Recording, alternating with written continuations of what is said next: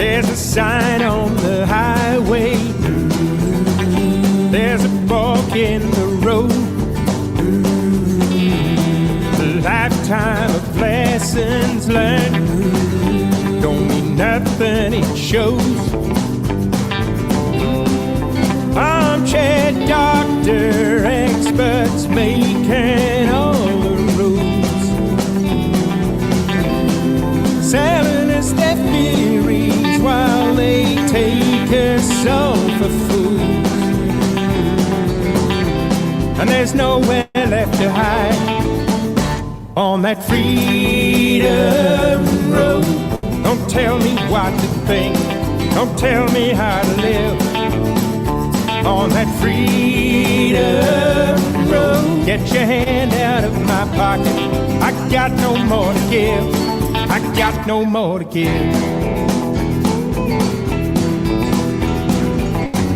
There's a cop in the distance behind a big box tree. There's a crime being committed somewhere, but the radar gun's on me. A quiet quarter afternoon, I'm doing 105. Like a fat kid on a seesaw, all tilted to one side. And there's nowhere left to hide, and no one's putting up a fight on that freedom road. Don't tell me what to think, don't tell me how to live on that freedom road. Get your hand out of my pocket, I got no more to give, I got no more to give.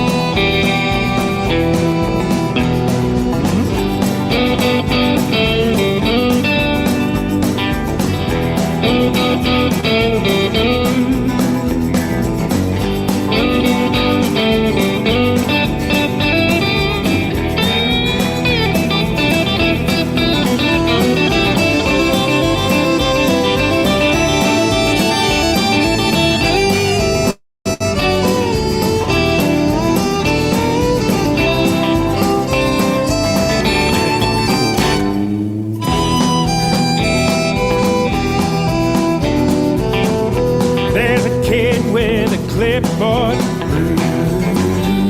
he's just out of school. He tells me that I'm doing wrong, something he could never do.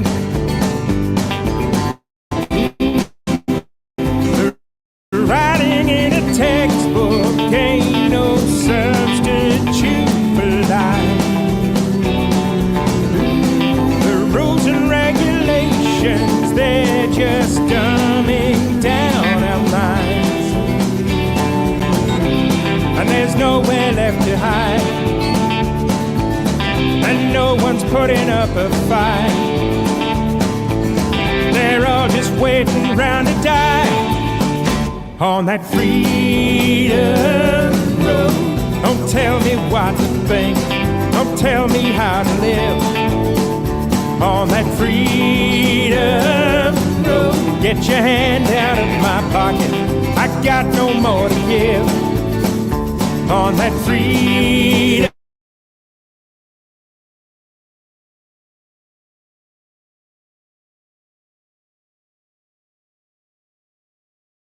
Hand out of my pocket, I got no more to give, I got no more to give.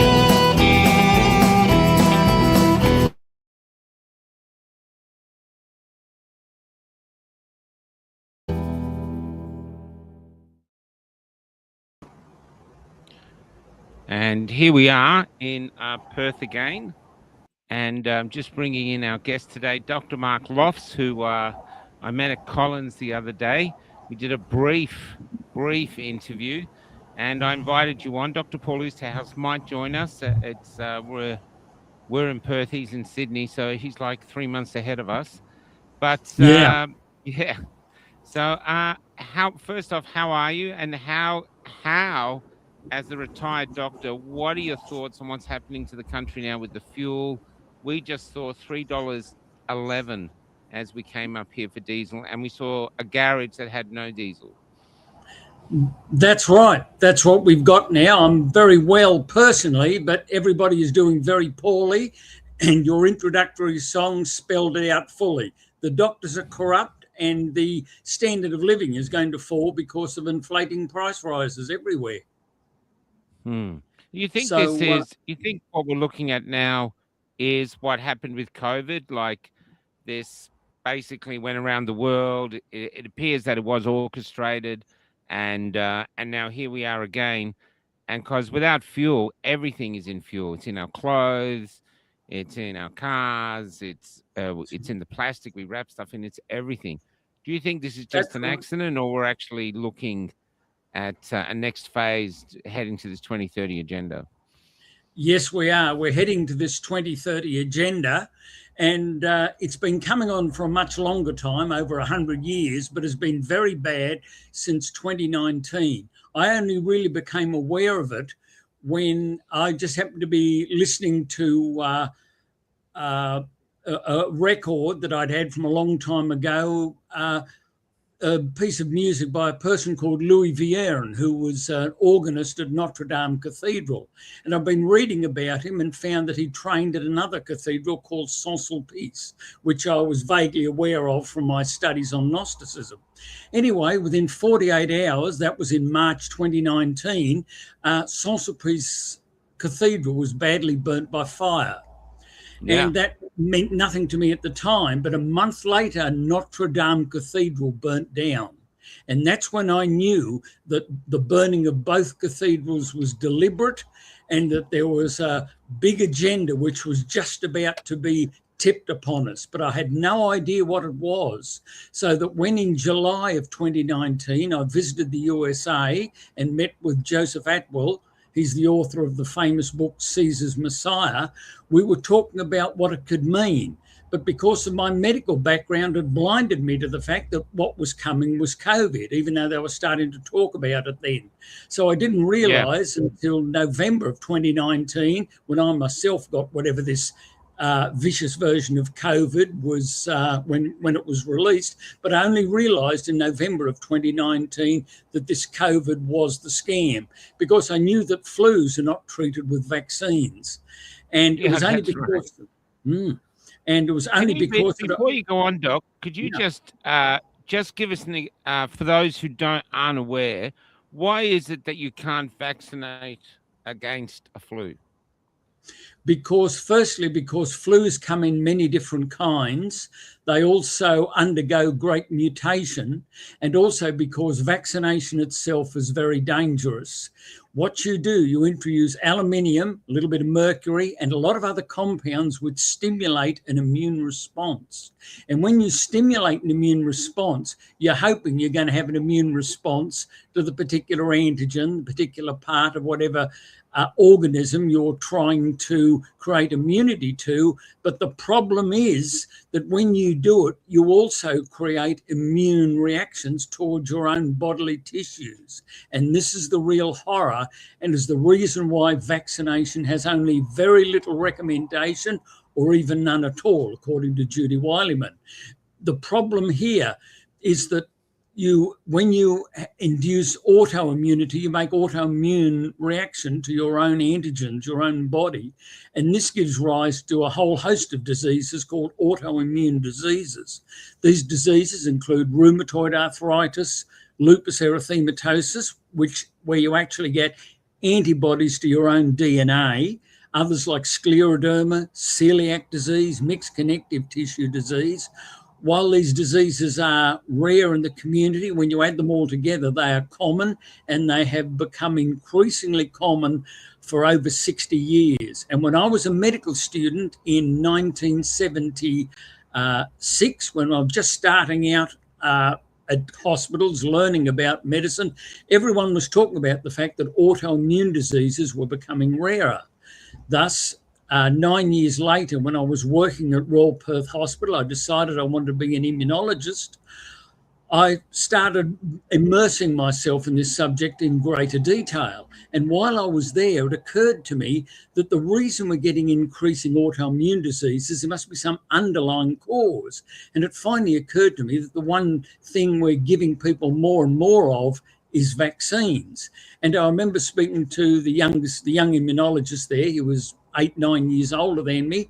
I told him about my hypothesis, which would solve a whole lot of autoimmune problems if it were true. And he told me, and very clearly so, he said, Mark, what you've suggested there is absolutely wrong. He told me that vaccines have been thoroughly tested and they've been found to be entirely safe, so that I don't have to worry about any connection of an issue such as that whatsoever.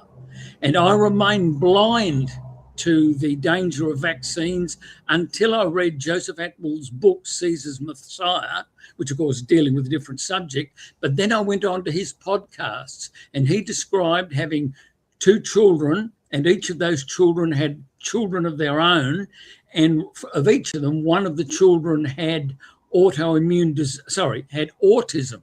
And the GPs told his children, his son and daughter, that they had a hereditary disease. So the GPs were telling people that autism was a hereditary disease, despite the fact that it had not been described until 1938. And wow. Joseph Atwell, who was not a doctor, then realised that something dirty is going on here. And because he insisted on it, because he produced evidence, he mentioned about Dr. Andrew Wakefield, who I'd vaguely heard of, and I'd basically gotten the impression he was a bit of a criminal. Then I found it wasn't so, because Andrew Wakefield, who was a surgical trainee in Britain, he had taken histories from mothers who said that the autism only came on within hours or days after getting the jab, and that the child was never the same. And all that evidence has been suppressed by Britain's College of Surgeons, and he was thrown out of his training program. It was only after reading things like that that I realised that I had been misled back in 1986, and that I had merely presumed that vaccines were safe. And it took me until, 2017 to start to wake up. And so... what is it like waking up to know that the people you looked up to have been either lying to you, or they were passing on the lie that they believed, and that somewhere down the track or backwards, no one had done these studies? And that should have been, you should have been able to find out the studies weren't done. But do you really think it was just trust? We trusted those above us. That's right. We all trusted those. The person who told me, the young immunologist, I call him Dr. Harry Bollocksworth, but that's not his real name. But he came first in the year in Anglican school in WA. He was also the school captain, which made everyone who knew him think he was an honest and reliable person. That's why I trusted what he said, because I wouldn't have thought that he'd have been someone misled. He was also a Rhodes Scholar, went to Oxford University, and I didn't think of it till 2017 that I'd been lied to. In fact, I even had to think more carefully of what I'd said. I'd almost forgotten my own ideas back in 1986.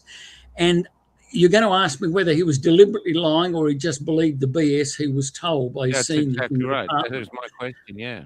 Yeah, that's how, I don't want to say who the head of the department was, but he's got relatives who are politicians and evolutionists, etc. So he was a big name in his field.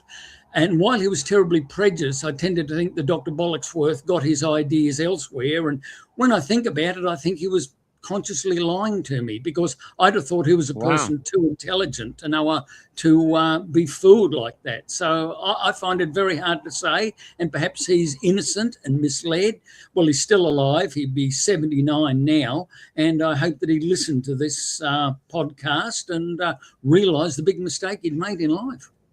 Do you think, though, to be honest, like maybe he did believe it because those who was claiming it had been tested upon, and the tests were fraudulent, or they didn't really do them, that there's the lie, and yet it's marketed to those believe it. And the reason someone even of his stature, a Rhodes Scholar, would believe it is that they couldn't conceive that a corporation, which is what Big Pharma is, could put out something that was dangerous to children. It's That's right. inconceivable. So Yeah. that's why they trusted them, because they It, couldn't believe that they could do something so hideous. That's right. You'd think there was an ethical committee there, but Yeah. you'd also think that being an immunologist himself, he would have had a look at some of these studies, but he may have just accepted what he was told. See, when I was a medical student back in 1976, 77, my tutor, one of the first things he said, he was always getting very elderly people in, very sick, because their GPs, their general practitioners, had put them on incompatible medications, and they'd become very sick. They'd be admitted to hospital. This was Lidcombe Hospital when it was a teaching hospital. Then my tutor would take the patient off all the drugs, and the patient would get better in 3 or 4 days. And he'd only put the drugs back on as they were particularly needed. Then he'd advise the GP. Then the patient would come back about 4 months later. And this with the same problem. And it became a recurring problem. He became very well known. You might have heard of the Tom Gibeon Prize at Bankstown Hospital. That's named after him because he was a very good tutor. But the difference was that I was a very bad student. I didn't want to do medicine, and I need to be very clear about that because I have a bit of a story for you later on. Sure. Why did you not want to do medicine? What was the thing about you not wanting to do medicine since you became a doctor? To be honest, I was about 4 or 5, and my parents took me to our local GP, Dr Crowther, at White's Corner and Liverpool Road in Strathfield, and I wanted to go and play and had to sit in the waiting room for 3 hours, and my father and mother were trying to say, would you like the idea of being a doctor? And I thought, what a dreadful thing to be, just all these patients in the waiting room and then going in to see a doctor and having to talk to you or take blood tests or something. I thought it was the worst job you could ever do. But I did well academically, so I ended up doing medicine, but my heart really wasn't in it, unlike the other 2 doctors, B1 and B2, that I'd like to tell you about. Yeah, sure. Before we get there, you went into research? No, I didn't. I just wanted to get into training, but I couldn't get the training I wanted. So eventually, when I got to Royal Perth Hospital, I chose to do immunology, even though people had warned me that the department itself was terrible. So I regarded my dislike of the department later as merely due to the head of the department there. I didn't realise there was a wider agenda of corruption, and that was my problem, and I didn't realise that for over 30 years. So I just felt depressed at medicine. In those 30 years, though, you would have seen the rise of autoimmune diseases. That's right. They were already rising when I was a medical student in the 70s, but everyone was well aware that they were continuing to rise in the intermediate time.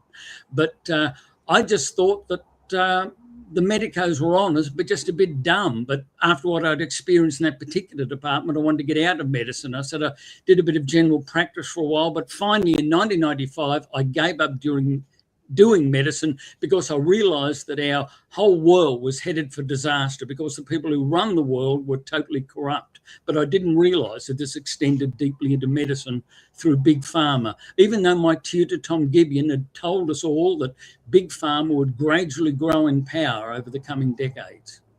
And he didn't like that. Wow, told you that. Yeah. Because it has to feed itself, doesn't it? I mean, it's the economy of a big pharma corporation is the equivalent of Poland or Sweden's economy.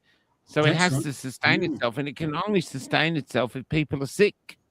That's right. And the real problem, of course, is the global market. Everybody in the world buying goods is finite. And our economy is based on the idea that the global market and the surroundings we live in are infinite. That's why we have things like compound interest, so that when someone borrows money, they can never, ever earn enough to pay whatever they borrow, because compound interest is something that really drains the debtor's resources to pay off. And thus we're in a system that will ultimately only fail because of the increasing debts imposed upon us over the world. Well, yeah, we owe $1 trillion now, and I think you'd struggle to find us to know who we actually owe $1 million to. That's right. Each and every person owes about $100,000 or $200,000, and this is going to rise continuously and exponentially over not just the far future, the near future. I mean, we can see the crisis in the Middle East is directly connected to the issue of debt, as I think you're probably well aware now. Yeah, that's right. Let's get this story out the way, though. I'm fascinated by the story of B1 and B2. Right. B1 and B2 were people who I knew in my medical year, and I have to disguise their names. B1, I call him B1 because I met him before I met B2. B1 was really enthusiastic about doing medicine, quite different to myself, and he academically did very well, and rightly so. B2 was also more interested in medicine than I was. He was of Jewish background, but he seemed very different to his brothers and sisters as far as I could see, as I'll tell you a bit more about him since he's the main subject. And B1 and B2 had met each other before they met me at the beginning of medical school in first year, and I always considered them better friends of each other than they were of me. Anyway, in our fourth year out, we got together and decided to travel to Townsville, where the hospitals are always very happy to have trainee medical students from interstate learning about tropical and other diseases. So we drove up in B1's car, and B2 brought along certain literature for us to read, and that was The Lord of the Rings, if you know about it. Oh, wow. That's right, the one they made the movie about in New Zealand. Now, what was very odd is that when I started reading the story of Lord of the Rings, when you look at the Shire and the Lord of the Rings, and Frodo Baggins travels all the way to the land of the elves. The elves and their spirituality reminded me of what people said of the Russians before the communist period. And while they're traveling eastward to land of Anduin, the land of the elves, they pass by a very forested area which were inhabited by these tree people called Ents. ENTS. And I was puzzled by what they were, but they sounded to me like Tacitus' description of Germans, men in body and limbs, but with the minds of children. So it just struck me as all very odd. And then Saruman the Grey, who's the intermediate character between Gandalf the White and the evil black one, Saruman the Grey struck me as being the Pope, both geographically on Middle Earth and the fact that he's grey, he's playing both sides at once. And as you know in the story, when Saruman's army is defeated, the Ents come down and invade his capital city and wipe it out. Yeah, that's right. Then we come to the land of Mordor. When you look at the land of Mordor, it's mountain girt, and you remember that Frodo and I can't remember his companion, well, they went to destroy the ring. They go through a very mountainous, dry country, and that quite obviously is Iran, just looking geographically at it. But when we were heading up there, this is 1977. Sam was his name, Sam. Sam, that's it. When Frodo and Sam went to destroy the ring, that this was 1977, before the Iranian Revolution. The Shah was still in power. So that later on made me realise that what we were getting from that book was propaganda, but I didn't realise it at the time. Wow. But now the very interesting story about B2. We were heading between Marlborough and Serena on the old road, you know, the old inland road before they made the proper highway. And B2 was sitting in the front. I was sitting in the back. We swapped because B1 liked doing all the driving.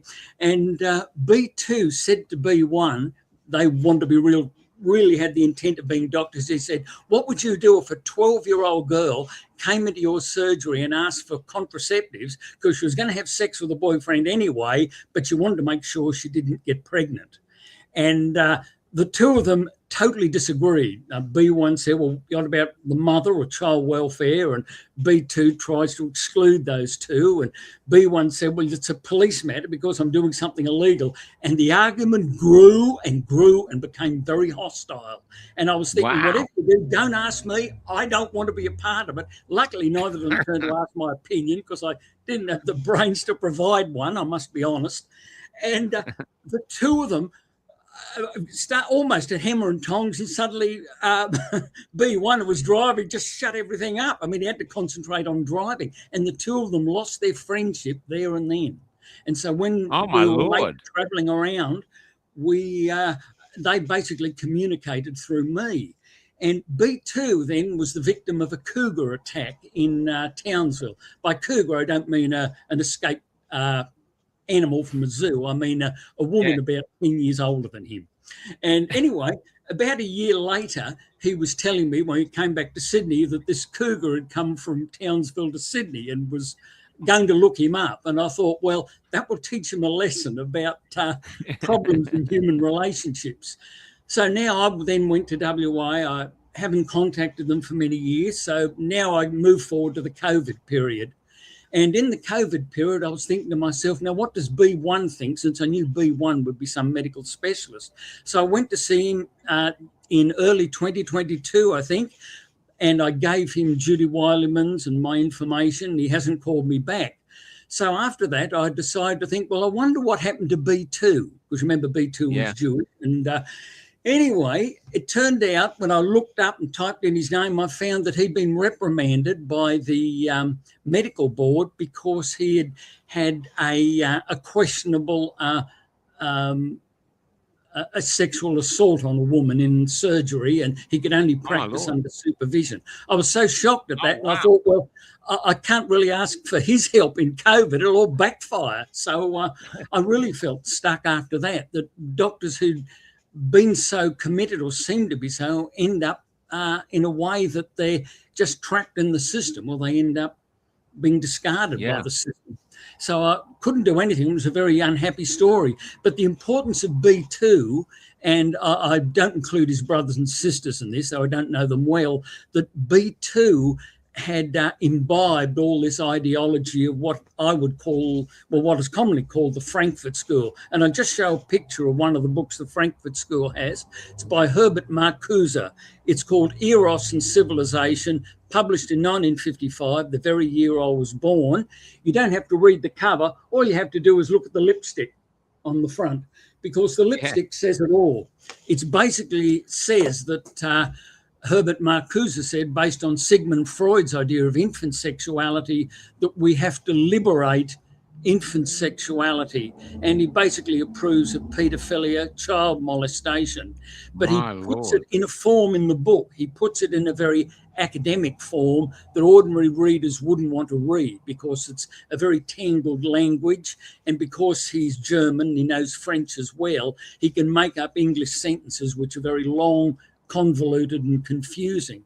So we've been manipulated by people like him, Herbert Marcuse, and the other members of the Frankfurt School, who are Max Horkheimer and Theodor Adorno. And unfortunately, this has corrupted our society very, very severely. I mean, it's probably common knowledge for everyone that people are marrying much less. They don't have children as much, and there's single mothers everywhere.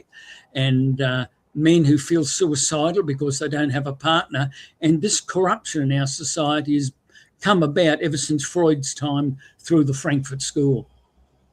And this is part and parcel of what would later become the COVID scam, because the COVID scam is part and parcel of the elite agenda to wipe out most of the human population. And I imagine, I haven't seen all your, anywhere near all your podcasts, but I imagine people have discussed the Georgia Guidestones and the attempt to reduce human population to 500 million. And if you look at the Middle East now, you can see it coming. Yeah, well, we're looking at it now. I mean, we showed a video recently of a farmer in England who's been paid by the government to destroy his crops rather than grow them. He's been paid more money to wipe them out, to just let them go to rot. And that's been happening in Canada. That's right. For the last 4 years, that's been happening in Canada. And it's happening in America too. The farmers there have been paid more. So the manufacturing, or it would appear, allegedly, that they're manufacturing a famine. That's right. They're manufacturing a famine, basically disaster everywhere, and they'll blame it on whoever they like. They'll blame it on China or Iran or Saudi Arabia, anybody. They'll make up any story that seems half plausible. Yeah. Yeah. We don't have honest people at the top, because if you Or have but somebody blame it on us right wingers. I mean, you're a that's right right. winger now. Yeah. Growing That's up, did you when you were a doctor growing up, did you ever think I'm a right winger, or did you lean to the left, or weren't you bothered at all? But here you Well, are now, apprentice Nazi.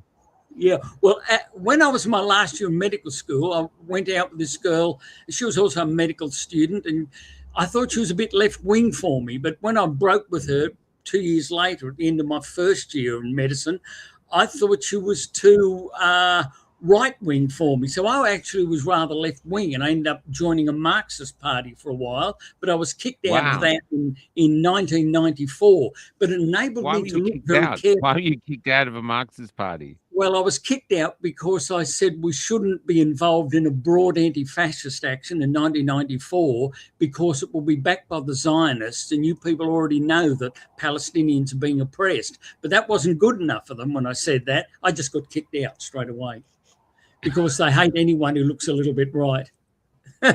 So suddenly I found myself moving rightward. I joined the Greens for a while, but I found them quite incompetent. Oh, really? So yeah, well, they were pushing solar and wind, but they didn't seem to understand that solar and wind power, while necessary adjuncts, are not going to solve our energy problems. You might be able to do it in Australia by covering thousands of acres of land with solar collectors so that nothing will grow underneath them. But a country like Holland, solar and wind will never provide for Holland's needs. And we have to have something better than nuclear fission. And I'm trying to help the nuclear fusion research. There's a person called Eric Lerner, he's in New Jersey, and they're working on boron hydrogen fusion. And I hope to be able to contribute to that, but I don't want to direct the whole argument sideways into that issue. Yeah. Well, we're seeing that we had the picture behind us. The picture behind us of the falls. The reason that's on is we have a gentleman coming on because they're going to cover all of that mountain range in turbines. Oh my God! So he's disgusting. Yeah, they're already doing it. They're already taking off the tops of all the mountains of. I think that's up at the Atherton Tablelands or a bit higher. So they're just taking all that down. Yeah, that's right. And here in Perth, here they're putting them in the ocean off the coast. That's right. They're trying to put off Cape Lewin and further south off Scott River. And even the Greens used to know that where we have so many of our rare species in the Scott River area, and of course the Atherton Tablelands, which has also got a lot of rare species, which are a lot rarer because so much of the land has been cleared there. I mean, you go up there in the Atherton Tablelands, all you see is Indian miners on the side of the road, and they're certainly not native. That's right. Yeah. No, that is correct. There's even this morning we were up late and we were actually watching Gardening Australia. It was like 4 o'clock in the morning because of something happened here, and they had a botanist on from WA. She was talking about the amount of rare plants in WA, the capturing or recording that are endemic to a very small area, sometimes only a few kilometers long. So that's all over Australia. We have these very, very rare species, and here we're just wiping them out for these turbines. The only thing they do is make the overseas corporations that own them rich while we pay the subsidies. That's right. And in WA, our main coal area, as you probably know, is Collie. But the only two potential coal sources we have otherwise in the southwest are Mount Leger and the Fitzgerald River. And both of those areas are the richest floristic areas in southwest WA. So basically and I speak for others, don't want that coal mined at all. And so we have to be getting on with nuclear fusion, or we have nuclear fission if we can't, so that we can get Australia off coal mining, but that will take a while because we've got the petrol problem now. And as I've been telling others, and of course Peter Harris with Stand Up Australia, the thing we've got to push for now is to make petroleum out of petrol, ordinary petrol and diesel from coal, because that can be done. It's been known for over 80 years. And by having, I don't know which coal mines would be the best for it, perhaps it's WA, I think probably somewhere in Queensland, that we would have to make petrol out of coal so that we can stabilise petrol prices, because we can't afford to be dictated to by global markets and have people thrown out in the street everywhere and make already the problems with traffic jams, etc., even worse, with people trying to line up for inadequate amounts of petrol every 3 days. We've got to put a stop to that. I mean, our government is so corrupt, they should have seen that and should have been honest. You could look at Hazelwood Power Station in Victoria, which was basically shut down and put on reserve. That should be already all the time ready to go in case it's needed. And if they got a bit extra, they should be putting a plant there to produce oil out of it, if it's got the right coal. That's fascinating.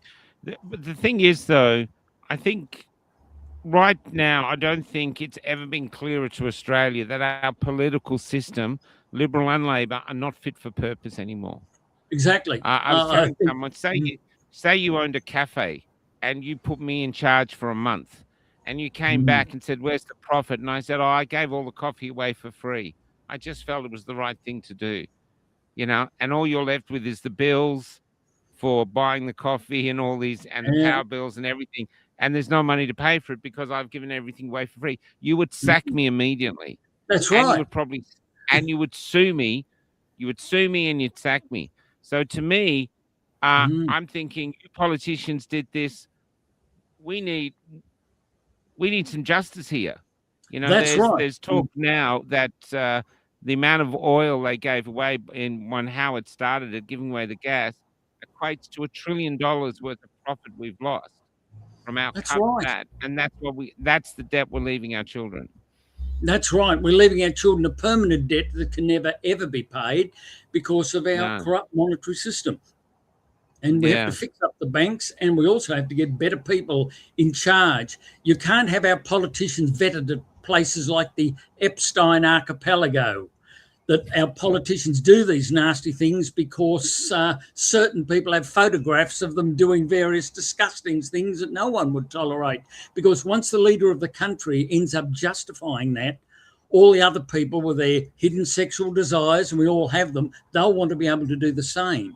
I mean, I'm amazed that Trump ever got in the first place after his comment about women, liking them on the younger side and pussy grabbing, things like that might be locker room talk, but people would never normally state in the open. And the fact that he and others would state that in the open means that there is a culture of degradation of human beings sexually that's becoming all too apparent in society. If we don't take action, we're all finished. Nobody will want children because they fear they'll be sold to paedophiles. or even just, I talked to a young man the other day. His wife wants a second child, and he wants to provide a house for them, and he can't do both. If they have a second child, he'll never afford a house. And I said to him, that's your choice. You get a house. What do you want in the future as an old man? What you want? Bricked up air or a family? That's right. And this question has been put on him because, like, well, I was born in the 60s. So in the 70s when we came here, one man, even a factory worker, you would have known this, could support a family, pay off a mortgage, go on holidays. I mean, that's where we were. And that is gone. This slow decline. Yeah. I mean, we might have all these gadgets and all these things around us. So we have all this. But basically, people are working a lot harder now for less. That's right. And that's demoralised people everywhere. I mean, there's been a rise in suicide rate and also of litigation. I mean, the government brought in laws that you had, let's say you're owner of the cafe again, that you have to get your employees jabbed. But the government also brought in a law that if one of the jabbed employees got sick, they could sue you for mandating the jab. So in other words, it makes employees and employers fight with each other rather than seeing that the real problem lies with the government, big pharma, and our independent authorities, which are basically the very rich, manipulating us from behind. Can I ask you, though, when it comes to being a doctor, now, we grew up, so I grew up in the 70s, and there'd be things like even the Carry On films, all those comedies, but in that they'd often have doctors like a doctor abroad, but that always the doctors were held in, they were revered. You were a doctor, you were revered. And one of the reasons they were revered, that even though they were grumpy and even though they were clever, they really believed their Hippocratic oath. That was the story we were sold. Yeah, that's right. That's the story we were sold. That was the myth. Was it a myth, or do you think doctors have had that corrupted out of them through just this slow marketing campaign or something? Or where have we got to? Because we've interviewed young doctors now, like Dr. William Bay, and he said he never had to pledge the Hippocratic Oath in medical school. It was That's just right. assumed. I didn't have to either. I mean, they seem to have Wow. removed that. One of the things in the Hippocratic Oath was that you would not give a woman an instrument to procure an abortion. So it had certain things that I think people perhaps disagreed with by the time my last year came around. But I don't know the details of what happened there. But part of the Hippocratic Oath is also to primum non nocere, don't hurt the patient. You have to think of the patient first. But that's been taken over by bureaucracy now. People like AHPRA, AHPRA, Australian Health Professionals Regulatory Authority. I believe they don't even have a doctor on the board. They just do whatever Big Pharma tells them. Yeah, They're that's not right. an honest body you dealing see with this? doctors. Did you see this slowly deteriorate as you were a doctor, as you were going? Did you Yes, see the between status and the power of doctors being taken away? gradually it was between 1976 and 1995, but it was gotten a lot worse since. Since new lots of doctors have come up, they've been more controlled by the outside authorities than was the case in the past. A doctor had more freedom in the past to try other things. See, the official medicine we learn at medical school, I used to think anyway, was good for what it dealt with, but often you'd have patients with mixed conditions, patients with very odd combinations of conditions, and that a GP should have a bit of freedom to look at many other medications which are good, but have been suppressed by conventional medication. The classic case is turmeric. I had a what's called seronegative arthritis. I didn't know what it was. It was only a mild form. And when I took turmeric, I suddenly found it all went. And I didn't know that turmeric had that effect on mild seronegative arthritis. And only many years later, when I realised I had celiac disease, I realised that was the underlying cause. But here was a good medication that was just poo-pooed as homeopathic or something that naturopaths was given, was not proper medicine. I mean, it doesn't have major side effects, turmeric. You can eat that quite safely, but it was pushed out of normal medical practice. So the doctors in medical practice tend to resort to many medications that are more toxic than they would be otherwise, because the people haven't tried natural therapies first. And I have much more respect for natural therapies than I used to for that reason. And there was one other person. Profit? Is that Sorry. just because it's profit? There's more money to be made from a manufactured drug, even if it's toxic, than there is from turmeric. That's true. That's why the Big Pharma encouraged it and pushed down the study of natural remedies. That was pushed aside a long time ago, about 1900 to 1920. So doctors from about 1920 onward were only educated in certain medications, which while they were powerful, they were also very toxic. So many useful natural therapies were pushed aside. I mean, I can understand that to some extent, because with natural therapies, there's so many different things and there's so much for a doctor to learn. But the problem is that they concentrated only on these more toxic and highfalutin products and ignored many people with other conditions that were harder to treat. So can I say, in your time then, say, if you first got into medicine, my feeling is if you do get in as a doctor, whatever field you get into, your driving force is to help people, is to get That's sick right. people That's what better. gets people in there. That's right. That's the thing. But once you get in there, there's some realization in your period as a doctor, and you're a walking museum now, really, That's right. is that a business plan took over, and the business plan constantly in a desire to keep big pharma companies alive, just add up everything, add up ethics, everything became secondary to making money. It did, but not consciously. It works in a different way with the specialists. Okay. With the specialists, they have this thing called up to date, or there are other websites and things that work similarly. And what they do, the big pharma hire people who are cardiologists, neurologists, other specialists, and they have them review the new drugs that are put out, and the cardiologist, neurologist, or whatever, then tells the other doctors, the other specialists, in a digest journal tells them that they found that this drug is very good and this big pharma company's got a wonderful drug, and while it costs a bit more than the others and works rather in the same way, it'd be a better option for them to change over to this different drug. So in other words, the specialists are not working directly with the patients in research. They're listening to what the drug companies are doing with the drug company funded research. So the doctors lose direct contact with the research and they're being manipulated by digest journals. They have to be manipulated by digest journals, they would say, because they haven't got time to read all the specialist journals. So it makes it very difficult for a doctor to practice. But the problem lies in that subset of doctors that have been hired by big pharma to produce the digests, which manipulate the specialist doctors. So you could say, like, you're a GP and they've got you doing 7-minute appointments from 7, and that's what they told me, from 7 to maybe 10, 15 at max. So they're there for, say, an 8 or a 10-hour day. They're just going, getting worn out. That's right. Go home in the evening, and the health system is going, read this. You have to read this for the changes. And they literally have no time in their soul to actually research it any further than that. So that's exactly right. Yeah. So these are actually good people.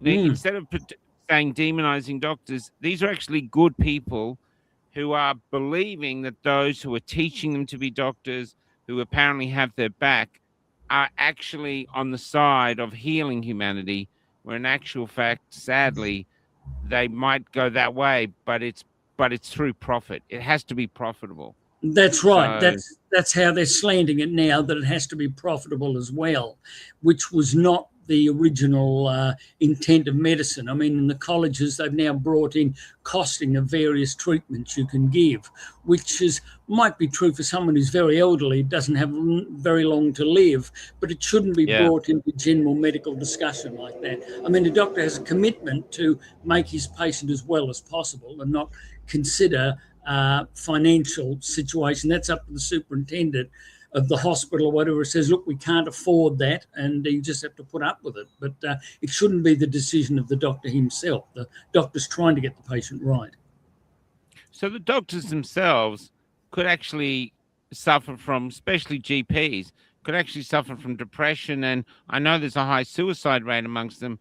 They could actually be caught that was the ideal I was going for, but now I'm a big pharma drug pusher, and I've got I've got a massive mortgage. I've got my kids in these great schools, and the only way I can fund my lifestyle is to completely be a drug pusher for big pharma. And this must work on their it works on their psyche. That's right, because they have to put long hours, they become worn out. And I have to admit myself, I think I'd be worn out much earlier than most doctors because I didn't have that much of a heart to do medicine. Yeah, that's right. You went a heart in it at the start. That's right. But those doctors who did have the heart are simply snowed under with work. And that's also what the COVID has done. Many doctors needing money to pay for their mortgages and schools for their children and the mistress as well. Many of these doctors, because they're so busy, they just lose their natural heart for medicine, and they just prescribe and work through medical things mechanically, and it's destroyed the essence of medicine as it should have been and what they hoped to be when they were younger doctors. Also, this is what we heard. I'm just asking you, but this is what we've heard, and I've done a story about it in South Australia where I wrote a piece about called the Judas Doctors, and that is that there's so much money in administrating vaccines. I mean, the interview we did in Port Lincoln from a woman who got sacked from there, she wouldn't take the jab. She was the administrator of a medical practice, and she said they made this much money from the first jab, this much money from the second jab. They were supposed to give everyone 15 minutes consultation. She said no one got a 15-minute consultation. They were just racing them through like they were drenching sheep. And then if they got the third booster at the same place, they got paid for that, plus an extra fee for actually getting all three done there. And they didn't stop pushing it, even when they had 12 young men in 1 week come down with myocarditis who'd been injected Sure. in the surgery. They didn't shut it down.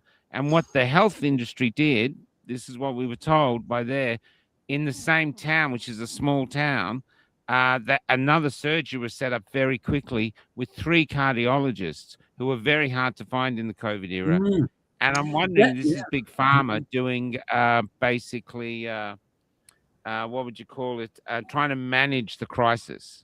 That's right, and they're providing a lot of jobs for cardiologists, neurologists, etc., dealing with all the side effects, and that basically has given these medical specialists appointments that won't be achieved for another 2 years. They've got waiting lists for 2 years dealing with myocarditis and people with apparent strokes or something like multiple sclerosis from the jabs. So they're making people sicker, giving doctors a lot of work. And many young doctors who've just become neurologists, etc., suddenly find they've got a lot of work ahead of them, but they don't realise that the underlying cause of this is not genuine human illness, but is manufactured medical illness by corrupt big pharma. And that's the real problem, that there's so many people in the jab injuring industry. Yeah. The other question I'm really interested in, from a doctor's point of view, is we did an interview with a young man yesterday called Riley, and that'll be going up soon. And he presented at hospital with major heart issues. Twice he thought he was having a heart attack, and he was just told, "You've got anxiety." And I've heard this non-stop. People going to hospitals are having epileptic fits. You've got anxiety. Having basically heart attacks, you name it, anxiety. How do you think the doctors reached that, reached the point where they could say that, and they would actually not see or not look at the evidence? They would just say, you've got anxiety. How could that possibly happen? Because this happened across, the diagnosis of anxiety is across Australia, particularly in the COVID era. Well, that's right. People were genuinely anxious from all the tripe they were told by the government. But when people do get sick and you do have an impending stroke or chest pain of a heart attack, yes, you are anxious. But the problem is that a doctor's supposed to look beyond the anxiety to find what the real issue is. What they're doing to doctors is they're superficialising the practice of medicine. A person looks anxious, therefore he must have anxiety as a diagnosis. That's a basically stupid idea. They should be doing ECGs and neurological tests to find what's really going on. But this superficialisation of medicine has also been going on in the police force in Britain. I was told by a retired DCI that what they're doing, what they did from about 2005, is they'd only try to catch the people actually doing the smuggling of goods, etc., or children or whatever, and they wouldn't go and search for the Mr. Bigs who were behind the whole drug or smuggling operation. So they weren't focusing on finding the real criminals, they were only chasing those who are at the bottom. A doctor who thinks like that is thinking the same way. The patient's anxious, therefore he's got anxiety, and he doesn't look to what's deeper. And if the patient can't give a history, to get the history from the relatives. It's basically destroying the whole practice of medicine, that. And that's what's been given to the medical students now. And we must remember above all that they are now demanding that medical students get the jab before they go into hospitals. And you have to have it proven by serological testing. You usually do it with your GP. Now, this will lead to a lot of fraud. And I think many of the medical students get in by fraudulent reports and tests. But that means they'd have to pay someone a lot of money to do it.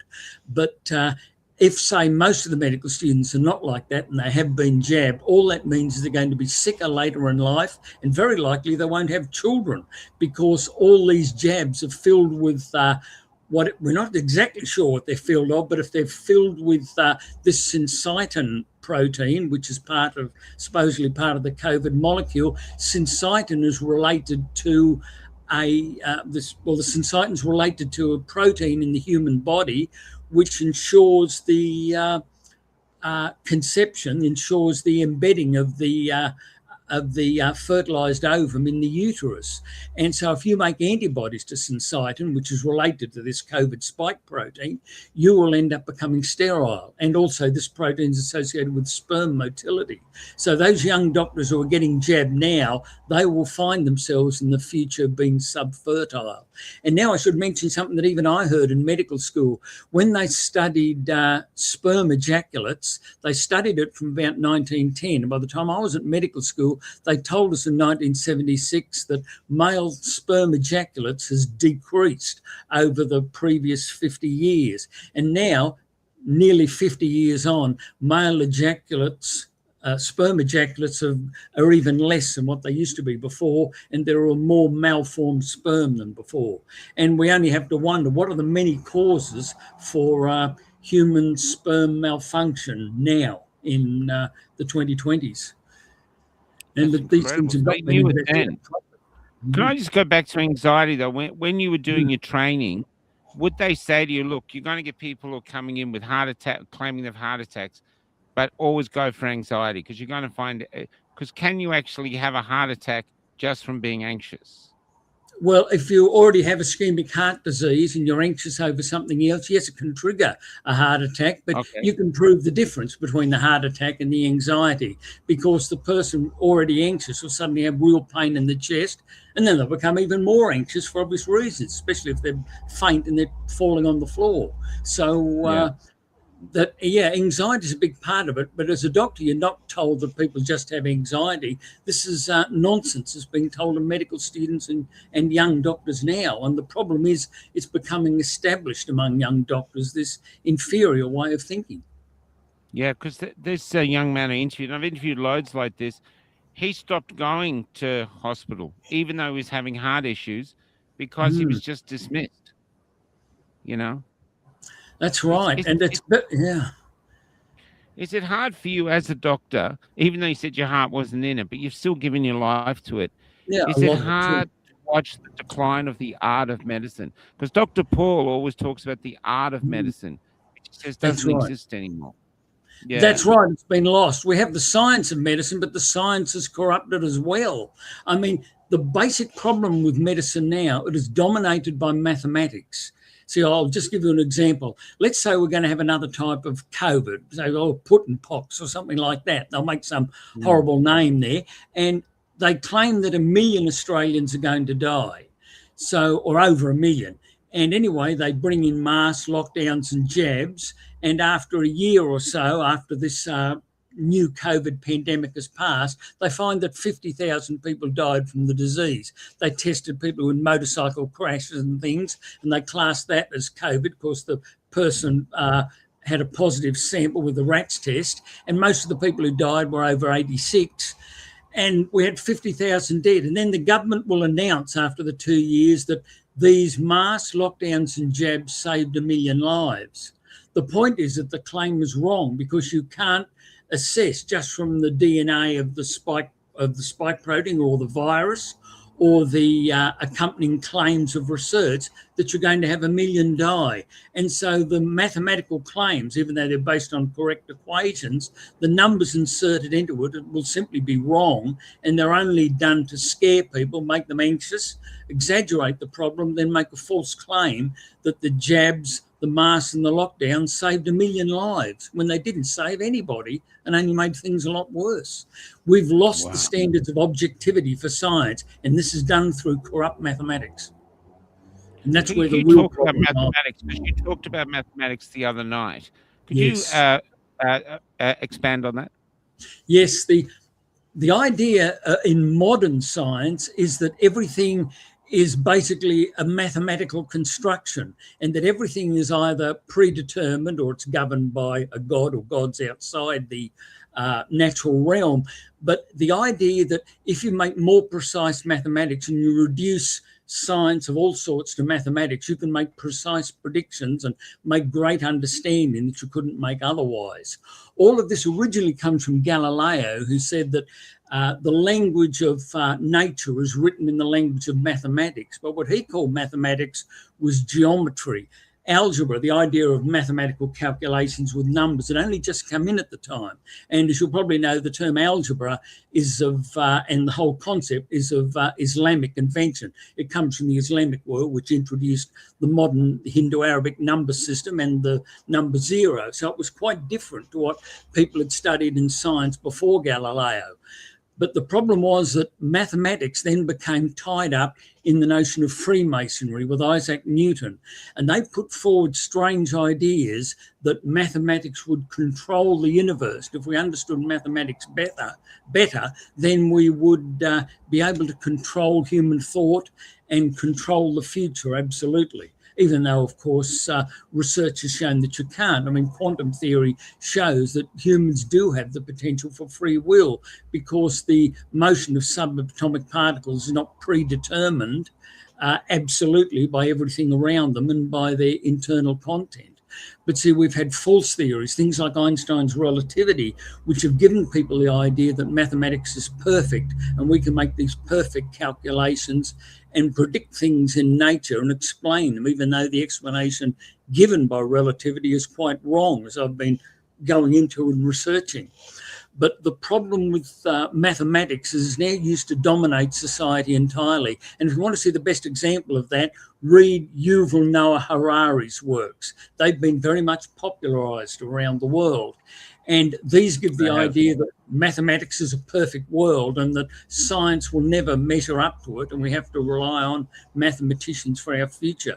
This is a very nasty idea, and it's a form that's taken over. Well, the Nazis called it Jewish thinking, and it's taken over the thinking of so many people who run our world today. And they don't understand that nature itself is not this perfect mechanism.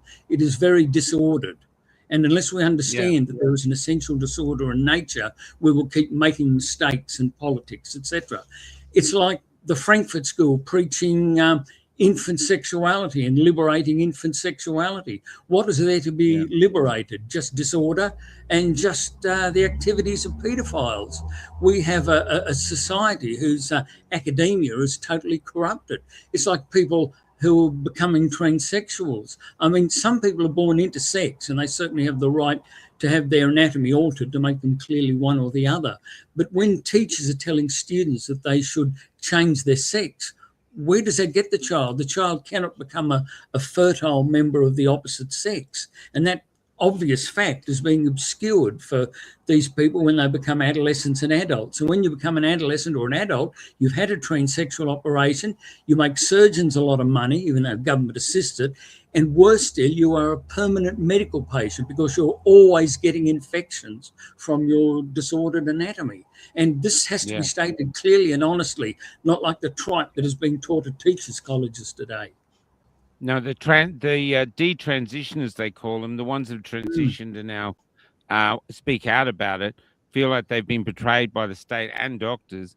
They talk about this, the constant pain they're in, the constant medication.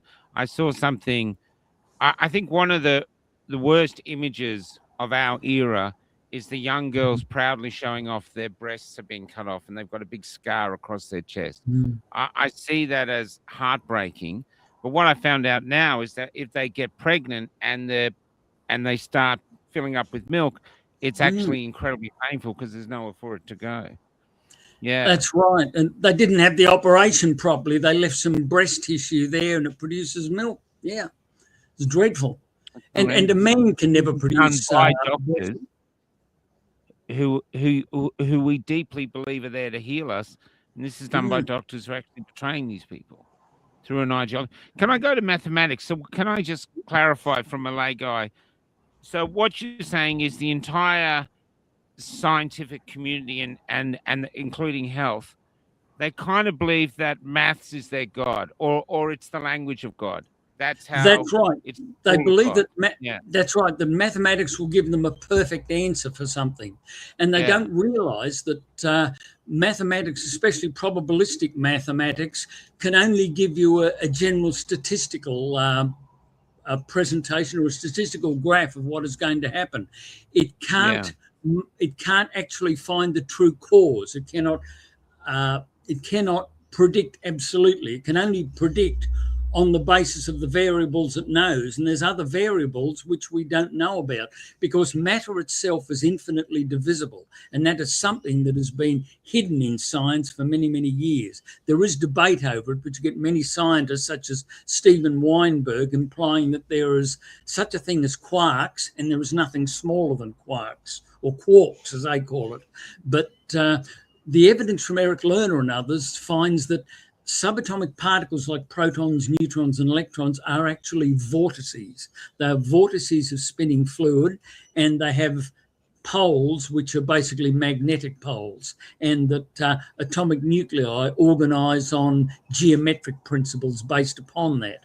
That would have been evident even in the 1940s, but modern mathematics has reduced the study of fluid mathematics and downgraded the use of geometry. And so modern mathematics is clueless to understand why, for example, certain certain isotopes are stable and others are radioactive. And it's just treated as they're just treated as an absolute mystery with a few boilerplate hypotheses, just words, ad hoc ideas trying to explain it. And they can't get through the problem because they're thinking only in terms of modern algebraic mathematics instead of thinking in terms of geometry. And this is causing real problems. If I get this right, just to make it simpler, there's, because your brain's beautiful, we're keeping up with it, is they look at something like a wave on a beach, and there's a formula they believe. If they can crack the formula or the algorithm, they'll be able to tell you exactly how that wave would collapse and would break. And so they can predict everything if they finally crack the formula for waves and stuff. That's right, but the problem is the formula is infinite. If you go down to the wave on the beach, say at Fremantle, the wave may have come from India. It's had so many contributors to it. And with Cyclone Narelle, it's going to build up the waves. You can only ever give an approximate answer. You can't give an absolutely true answer. And that's because the absolute truth is infinitely divisible. So it can never be absolute and precise, but you can get to a pretty good approximation. But the problem is that mathematics allows false explanations to be put forward. I mean, you had Isaac Newton, his idea of absolute space. That led to a lot of confusion because Newton claimed there was relative motion and absolute motion, whereas Galileo had gotten it right, 60 years earlier, saying that all motion is relative, and that's how we have to base the world and future science upon. And Galileo's idea was not held to, and we've ended up in the mess in physics that we have today. And the mess in medicine has copied the mess in physics. Because physics loved mathematics, the medicos have copied it with all these predictions of wonderful cures made by drugs that are otherwise just variants of drugs we already have. And just one more question though, when it comes, and then I want to go to something else about science. There is that test where they were testing for light. If they observe light going through the two slits, if they observe it, it's a wave. If they don't observe it, it's a, I think it's in bars or something like that. Yeah. Particle, yeah. So at the heart of it, there's something that just does not make sense, in a way. It appears so not to make prove sense. that mathematics surely the mathematics isn't fixed. It's almost open to observation, can change it. I can't get my head around it, but at the heart of physics, there is this paradox. That's right, but the paradox occurs because when a particle passes through this two-slit experiments, in a sense, it always passes through both slits because the particle is actually fluidic, and within the particle itself, there is motion that is faster than light, essentially instantaneous, so that the path literally feels its way through the two slits. So faster than light, but Einstein said nothing can go faster than light, but the experiment shows that something does. That's right. Yeah. Things do travel faster than light. And I've been able to work that out, and you can see it in the General Science Journal. Just look up my surname, Lofts, and it's there. And I explain how that light itself is a combination of wavelengths, and that the longer the wavelength, the faster the wavelength moves. And that wavelength, all the wavelengths occur in any one single photon. And that it is this is the true explanation for the falsehood they call special relativity. But this is only slowly going to be worked out by others. People still believe in Einstein, they still believe in the logical paradoxes, and this rubbish is taught in physics and high schools as well as universities, and people are feeling total despair at ever inventing controlled nuclear fusion. And this is the practicality of it. That the big fight in the Middle East is over our diminishing energy resources.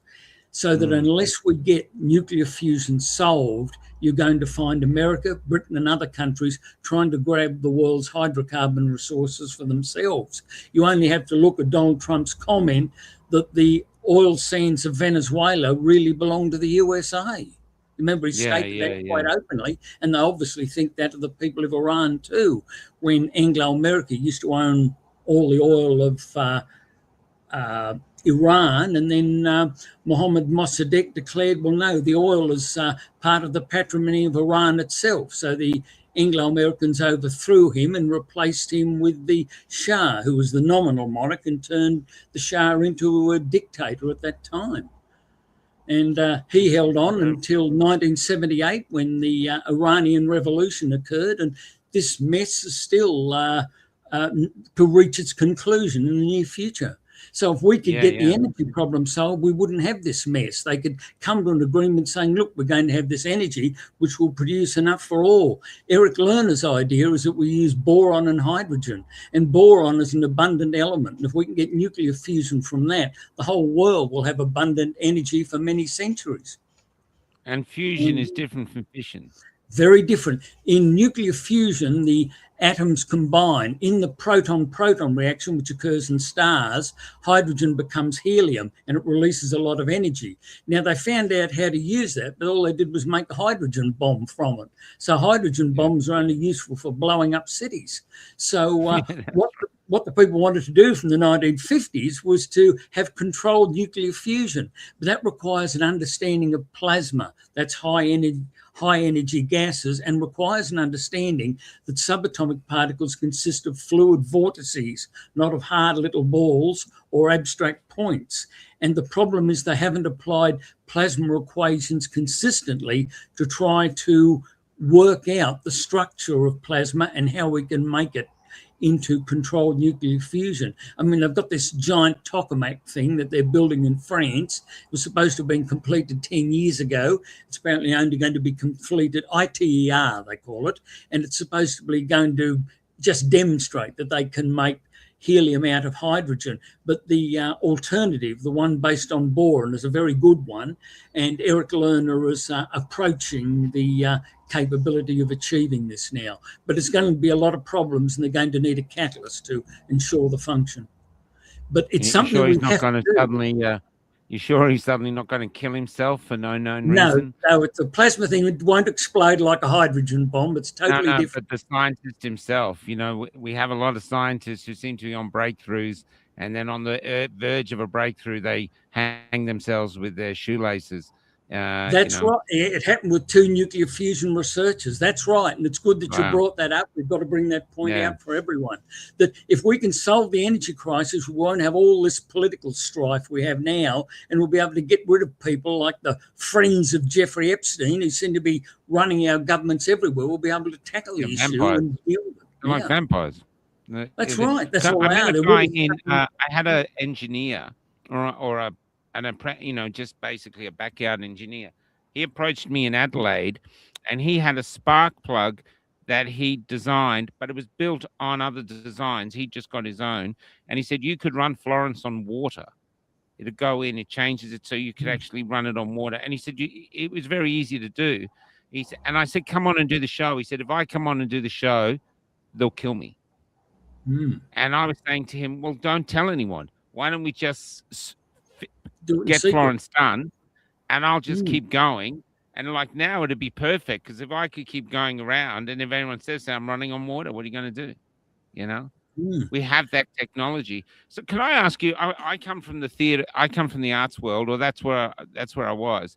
And I learned very quickly in the arts world that the government and a lot of the theatrical community and even the arts community wasn't interested in the quality of art. They were interested in controlling culture. And so they did that by government funding. You needed, if you say you wanted a theatre on to put a play out, you needed government funding because the theatres were too expensive, and you only got a government funding if you ticked certain boxes. LGBT stuff was the big one when we're coming up. So that's how they're controlling cultures downstream from politics.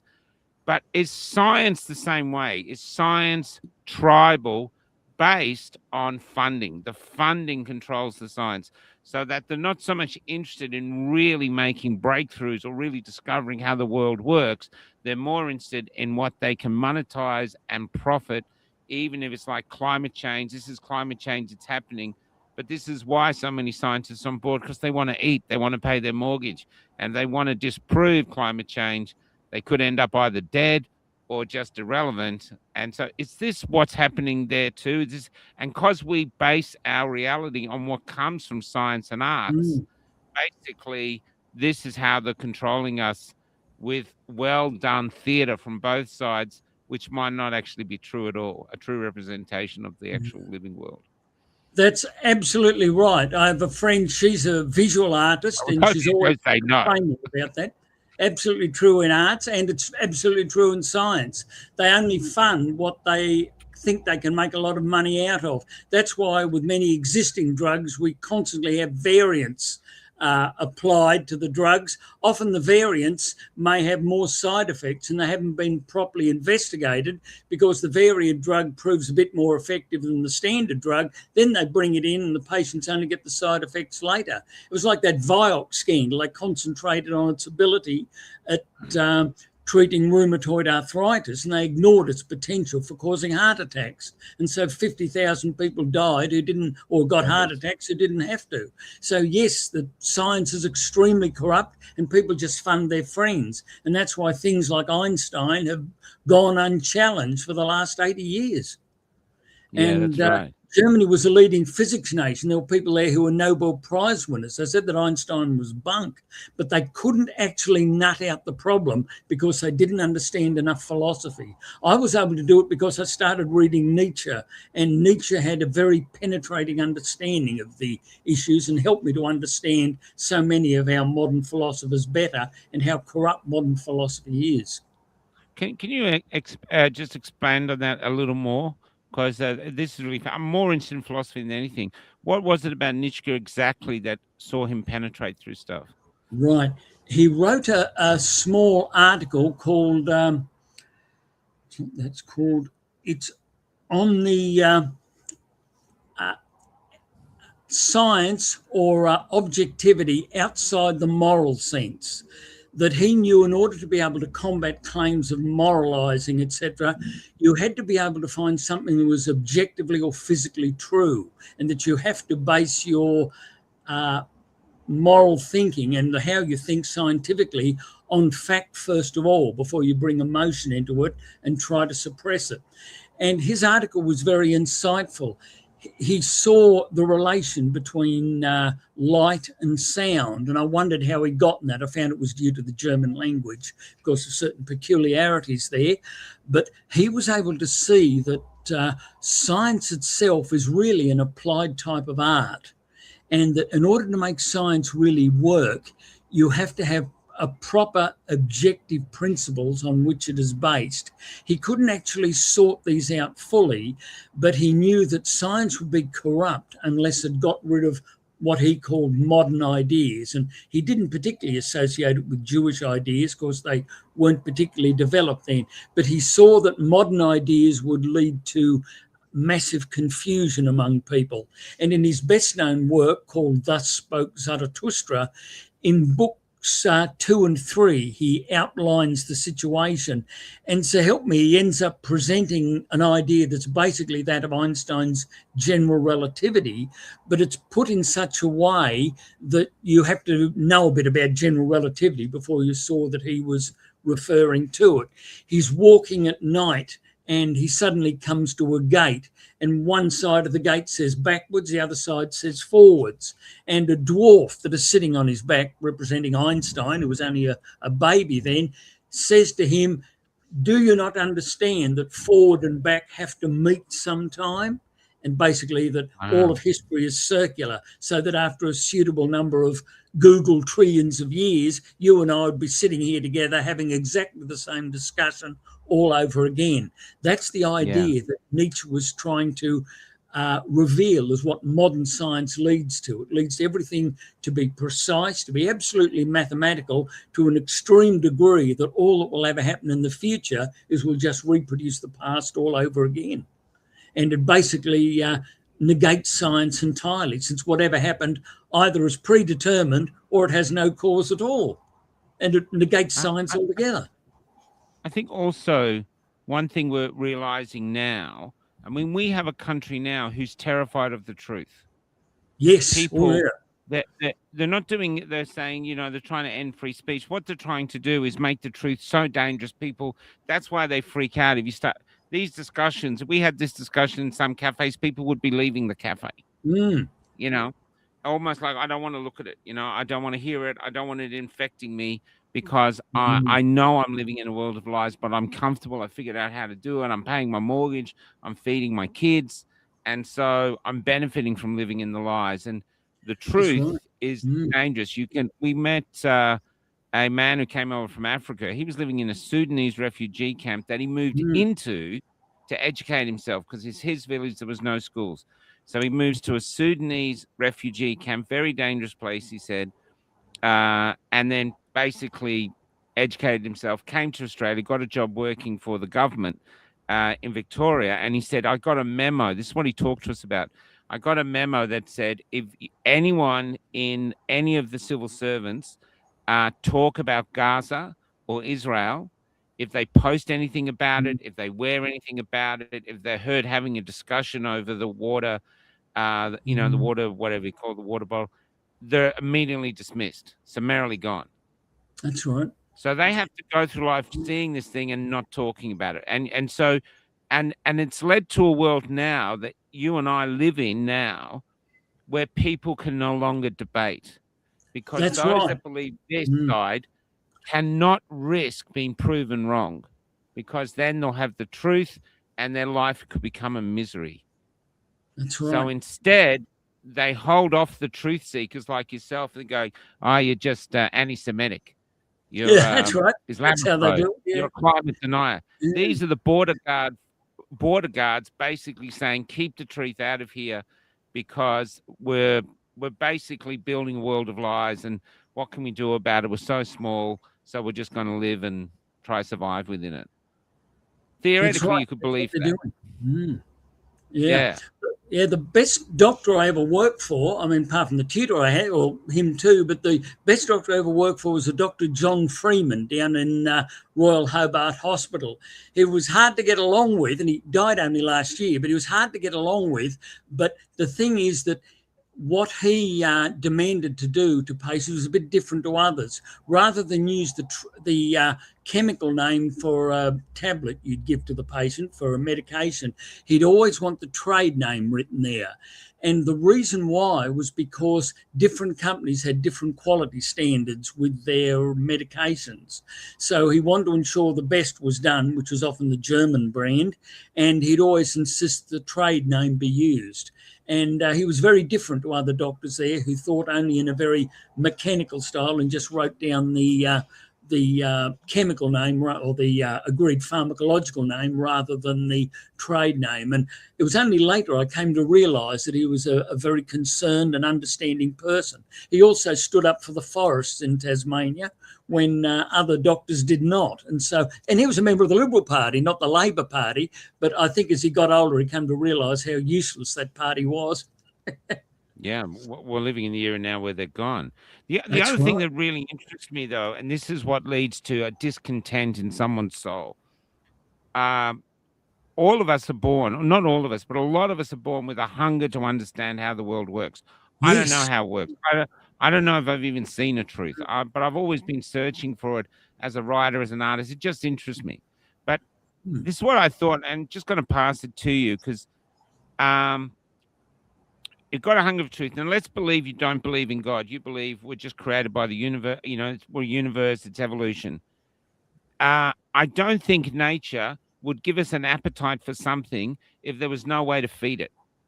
So they wouldn't give us nature would not give us a hunger for the truth if there was no truth to find. It's a waste of resources. That's right. Now, I don't think God, no, I don't think there is a God. I don't think God would give us a hunger for finding the truth if there was no truth to find. What's the point? You're just That's right. basically like a goldfish going around. So the Mm. truth is out there, and that they're trying to control us by making it difficult to head off on this journey. And I do wonder if that is one of the things of our movement, is that we have this hunger for the truth, to understand what's happening, and we're brave enough to go looking for it. And like yourself, but that means you have to be a misfit. In fact, I don't know what you think about Jung, but I got this, I'll just bring it up. Jung or Jung, whatever it is. I saw him, and I think it's his. You don't know with the internet now. It could be just attributed to him. Probably never said it. Where is it? Here it is. The deep critical thinker has become the misfit of the world. There is no coincidence. To maintain order and control, you must isolate the intellectual, the sage, the philosopher, the savant, before their ideas awaken people. And this is kind of, regardless of what you think of him, this is you. That's right. He's quite right in that statement there. Anybody who does think they want to keep quiet or they want to shut up forever will find ways to discredit him. That's been happening all the time. Jung had his own strange ideas, but he's quite right there. No doubt about it. But do you think, though, as a searcher for the truth like yourself, one of the pitfalls is you might end up with strange ideas because you're on a path that might be unexplored, and the only way you can articulate what you find is using the senses you have and some of the knowledge you've learned. But basically, you are going to get things wrong. That's right. And then if you can critically think and turn it over and prove that's wrong, then you can go, okay, well, maybe it's something else. Because this is where we are now, you know? This is where we are. We're in a world that is becoming darker, even though everything looks the same. I've got a song I call, someone's doing a human version now called Remains, and it said, everything is gone and yet remains. So we can see the houses, petrol stations, everything around us looks the same, but inside of us we go, something has completely changed. That's right. You know, we can see we can see the limitations of the system that we live under, and it is a very sobering thought. I can actually bring a story of that, which might sound odd. I was only about 5 or 6 years old. Yeah, I was just playing with little plastic animals. You know, you get them in cornflake packets, and I was just pretending. That's right. And I was just pretending they were explorers and going all over the house. And finally, the exploration came to an end. They'd been to all the rooms of the house, and I thought, I don't want to take them out in the backyard. They'll only get dirty and lost. And I just found a sense of emptiness, that life is a constant exploration. I just felt existentially frustrated by that. And it's that same sense of frustration you feel as you get older and you find that you're being manipulated by systems and that you can't see and do what you'd really like to do. And that childhood frustration came back in a much bigger sense, seeing what happened when they started to have medical cutbacks by 1980, when they had that economic depression at the time, and all the mess that's occurred since. And the real frustration of finding that I believed the lies that vaccines were safe for 30 years. That's the thing I've got to emphasise, and what makes me different to people like Andrew Wakefield and Judy Wileman, who saw it for themselves and made the correct decisions without having their minds biased by people peddling, either honestly or dishonestly, prejudices as scientific truth. Yeah, and so the real truth with vaccines then is they're not safe and effective. Some might be, some might not have side effects, and some might work a little bit. But the real truth behind it is that vaccines are a perfect business model. That's right. You have to take it to stay in society. So basically, I was talking last night. So I said this game, but I'll say it to you. So right now, the corporations or whoever's behind it has set up a system where you are, as soon as you're born, 20 minutes in, you get your first vaccine, hepatitis B. Yeah. Because obviously, as a baby, you're going to go out and sell your body for sex That's on a right. street Yeah, corner. paedophiles everywhere when you're only a 5-day-old infant. That's right. That's why you have Yeah, it. that's right. So there you are. There you are. So, Yeah. but basically, they christen you with the christening, the baptism of Mark of the science. beast. There you go. Mm. Yeah, you're done. If you Mm. get injured by that vaccine, whether you get eczema or whatever, or you become autistic, or you're going to Mm. need medication, who gives you the medication that you buy or the Yeah, government big pays pharma. for? The same people who gave you the Hep B. Yeah. And what they're actually saying is, and this is what's really interesting, they're saying that in our filthy, dangerous, toxic society, this little child that has been sent to us by the universe or God, whichever you believe, is totally Mm. incapable of surviving unless us incredible apprentice gods, us scientists, have actually filled your veins full of manufactured shit. Vaccines, that's right. The And only way you can survive. that's And right. then they I go think on through life finding different ways to make you take the medication for life. Like I remember I was with a group of guys, there was 150 of them. All of them were on blood pressure medication. Every single one of them forever. Ka-ching, ka-ching, ka-ching, ka-ching, ka-ching. All these things. So if they found a cure for diabetes, which might be caused by vaccines, they wouldn't want it out there because that ends the money train. So it's that's the right. cures are hidden. The cures are hidden from cancer and everything because it's just not profitable. So humans are being made sicker and That's right. kept at a certain level of unhealthiness because it's profitable. And then BlackRock and all those companies, because we've been talking to funeral directors, they're buying up all the funeral homes. And so at the end of your home, when one of these things finally kills you, they also, you go to the grave and they sort of milk you for some extra money then. So basically you're a cash cow your entire life. You're not a citizen of a free world. You're just an economic unit that they're going to squeeze and squeeze and squeeze and squeeze to the end of your life. And if you dare stand up against it, you're an anti-vaxxer, you're a climate skeptic, you're anything. How dare you free think and question us? You are a heretic.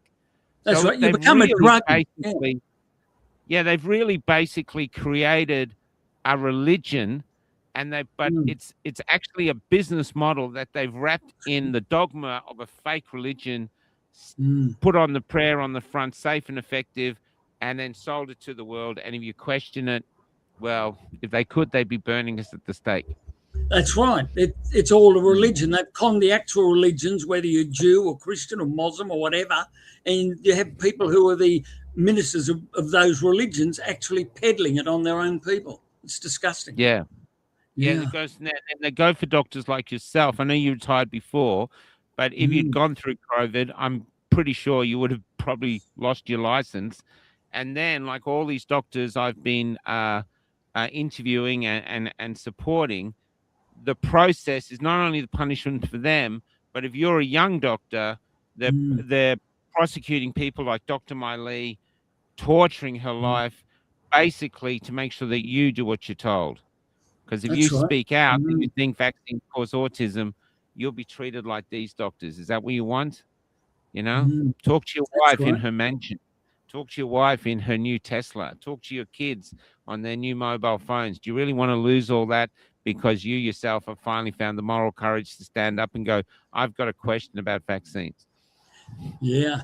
Well, that happened to a friend of mine. We've been studying the origin of religion, and he was an unusual religious group called Mandaeans, which are the only surviving Gnostics from ancient times. And his wife is a pharmacist at a major Sydney teaching hospital.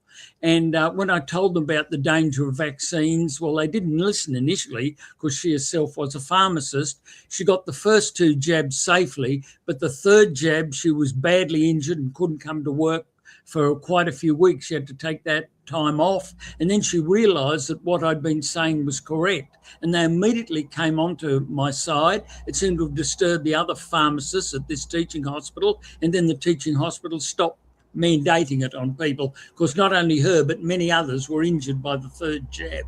So it's up to people being awake everywhere. But of course, they're still peddling the jabs. They're just recommending it now, not actually forcing it on people and forcing them to lose their job if they don't take it. Because if they did do that, they'd lose most of their staff. Well, I guess the perfect example of the profit-driven business model is thalidomide. They'd Yes, made of this course. drug. There Mm, must have been doctors knowing it was causing these horrendous injuries, and it's skipped generation. I've that's met right. 3 Mm, people now who have thalidomide, not because their mother took it, but their grandmother took it. It skipped the yeah, mum, and they're still affected still now. coming So, through. but Yeah. basically, for 20 years, they knew. They Mm, knew or highly suspected, and they kept these doctors stayed quiet because so it really mm, makes you wonder what is a doctor now? It's sold to the world as this is the one. Because to me, what's what I want from a doctor? Say you were my GP, I just want the truth. I that's want you right. to turn up and say, Michael, you're too fat. Michael, if you don't exercise, you're going Mm, to die. That's my opinion. Michael, this, I want the truth. I don't want you to sugarcoat it. I just want to tell mm, me what you think. And if I want another opinion, I'll go to another one. But that's right. now, Mm, basically, Big Pharma and the government are in the room and they're going to the doctor, you tell him what we tell you to tell him. So that's my right. relationship with you is Mm, fractured. I no longer have a relationship with my doctor. I have a relationship, an abusive relationship with Big Pharma, who's the that's right. elephant in the room governing everything. That's right. The one size fits all mentality. They want everybody Yeah, jabbed. They want everybody to take statins or whatever to fight heart disease. And they're not yeah, considering the individual variants and the fact that many people have major reactions to these statins. yeah. And they're And also concentrating on, Alzheimer's comes from somewhere. You know, that's there's right, these many the causes. bravest doctors like yourself. You met yourself. They're so.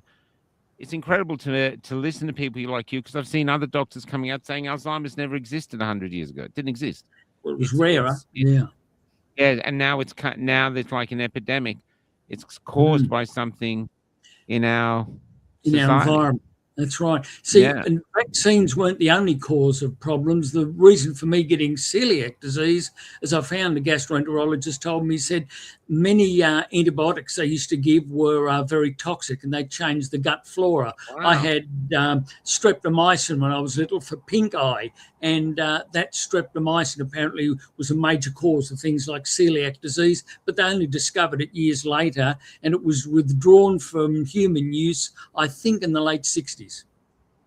Yeah. It used Wow. to be Because given for TB. I've had I've had several, about 3 people I know now who've had leaky gut. They've been astounded. They feel really when sick, and Mm. they've got a leaky gut. But the stuff that they're putting on the wheat to get rid of insects causes the insects to have Glyphosate. leaky gut. Yeah, that's How right. is that us? That's right. You've got complicated problems. You end up with two different things causing what appears to be one common condition. And so all the Mm. various drugs we make and things we use on farms, etc., you get the illness, but you don't know what the underlying cause is. It's like Parkinson's disease, which is much commoner in rural people and is associated with things like Derris dust and other toxins that are commonly used on farms.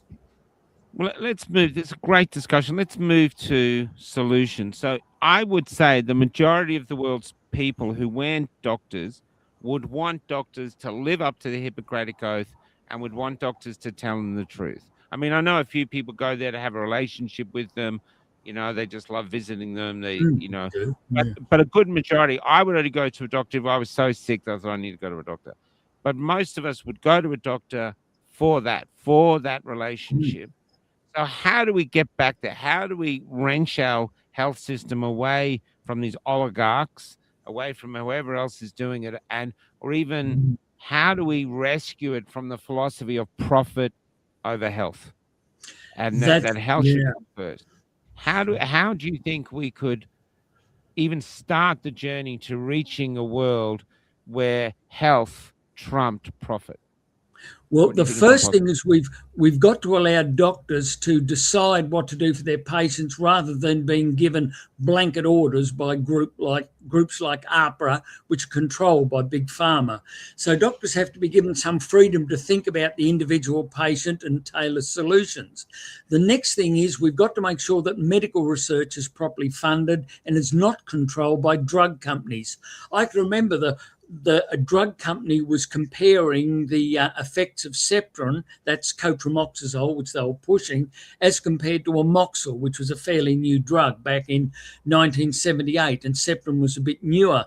And they had an article in which they gave the Septrin, the one they wanted, at the recommended dosage, but they gave the amoxil at a lower dosage than would be recommended. So they put a bias into the article to favour their own antibiotic. They didn't need to. The antibiotic's an excellent one, but they biased the research they did. And I thought, if they do it for this thing, they'll do it for all sorts of research. But the real shock was that the actual capsules of the Septrin were put in a little plastic container that looked like a gun, with the antibiotic tablets or capsules looking like they were bullets or slugs in the gun. Wow. And so it looked like a child's toy. And I thought, how stupid, trying to manipulate the GPs that way. So I was reading the article, and they were handing out, the drug rep was handing out their little toy guns to the GPs. And then I looked up, and these two GPs, they were older than 55. They're about 60 years of age. They weren't young doctors. They were going bang, bang, bang, like little kids at each other with these plastic antibiotic guns. I mean, these drug reps had gotten into the minds of the GPs to make them act like little kids.